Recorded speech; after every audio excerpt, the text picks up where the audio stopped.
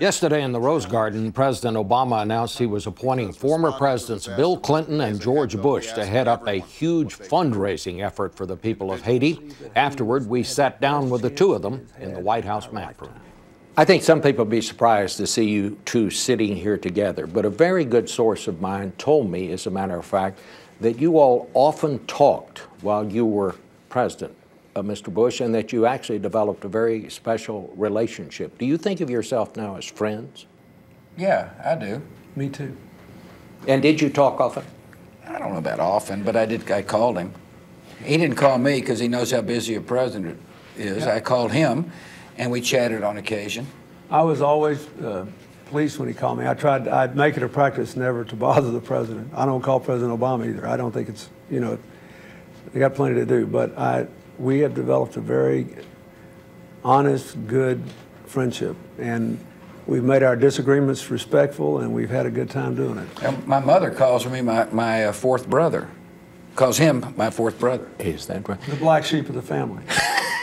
Is this, what we're seeing here today, a culmination of the relationship that you developed during those years? I don't think so. I think it really is two guys that want to help channel compassion in a proper direction, and want to help the American people deal with the tragedy they've seen on their television screens down there in Haiti. Yeah, the president asked us to help. The Haitians need our help. Americans want to help. And I think we were asked first because people know if they send funds through us, and that's mostly what they need now and will for the next couple of weeks, we'll see that it's honestly and correctly spent and effectively spent. And second, he wants us to stay at it over a longer period, as I did with the first President Bush and the tsunami, because this is going to be a long-term process. There's been an overwhelming outpouring of support by the American people for this, but not in every quarter. Rush Limbaugh said, for example, that President Obama might try to use this for political means to shore up support for himself in the black community. And he said, we've already donated to Haiti. They call it the U.S. income tax. What's your response to that? Oh, I don't have any. You know, I think we should, it's not fruitful to get involved in that. The Haitian people are working, they're in desperate shape.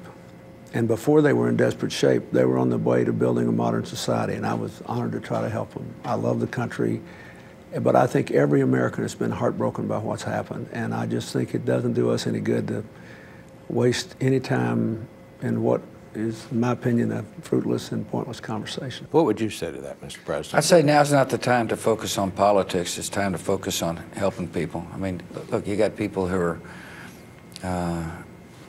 children who's lost their parents.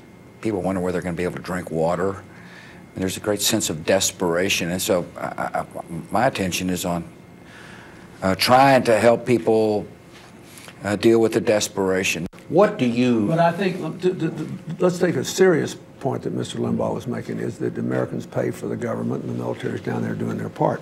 But in a disaster of this magnitude, there is no way that the government, which has other responsibilities as well, national security and other responsibilities, you just can't deal with this just with government money. I mean, there are people that they have no place to sleep, they have nothing to eat, they have no clean water, they have no access to medical supplies, no matter how bad hurt they are, unless someone brings it in and stands it up. That's what all these faith-based groups are doing down there. That's what all these other non-governmental groups are doing. And we think Americans know that and want to help. And what we want to do is to try to increase the help and also ensure that it goes in the right places. How do you make sure that it gets there? What lessons do you take away from Katrina that you can apply? Well, first of all, there's great compassion. People are going to want to help, and you just got to make sure the help is channeled in the right direction. The immediate crisis is not going to be solved by the fund that we're setting up. The immediate crisis is going to be solved by the United States government, along with other governments, effectively dealing with the food shortage, the information shortage, the water shortage, the security situation. We want to be around to help on the rebuilding aspects of this. And the lesson I've learned on all the crises or catastrophes during my presidency was people want to help. And that's why when the president asked me to join with Bill to create a mechanism where they could help, I was happy to do so. And by the way, it happens to be at Clinton Bush HaitiFund.org. Is there a structure in place, I would ask both of you, to ensure that this money gets to the people? I mean, how can people be certain that this money is going to go to the people who need it? Right now, it's interesting you say, because when the UN system broke down after, because our headquarters was destroyed there and I was working for the UN, I set up an emergency fund on my website just to stand for them. Right now, we know who's down there and who's good. And anybody gives us money now, we're going to flow it right through there. We know Dr. Paul Farmer's group, they've got medical people down there. You want to go to medical help, you can give it to them. CARE is on the ground, they're good. The UNICEF supplies are being delivered, they're reliable. So we don't have any real problems now. What we need now is quick pass through in the most effective ways. Yeah, one of my concerns, Bob, is that during these crises, all of a sudden, all these kind of fake organizations pop up, and well-meaning people are misled. And I know President Obama's concerned about that as well. So, we're a safe haven. And the other thing we're going to do is rely upon people who know what they're doing down in Haiti. There'll be Haiti-specific expertise that'll be helping advise how to spend this money. Can we afford this? Because, as you both say, it's going to take more than charity. It's going to take the U.S. government, yes, and that's going to cost some money. But Can we afford it? It's not just us, Bob. I mean, you got people all over the world that are contributing to this, and there'll be governments all over the world. And I've already talked to a lot of these donor nations, and keep in mind, they pledged a lot of money before this happened. We, in the United States, as we always do, had given a higher percentage of what we pledged. So a lot of these countries have money set aside they can put in here. I think we can afford it, and I don't think we can afford not to do it. Mr. President. Thank you very much.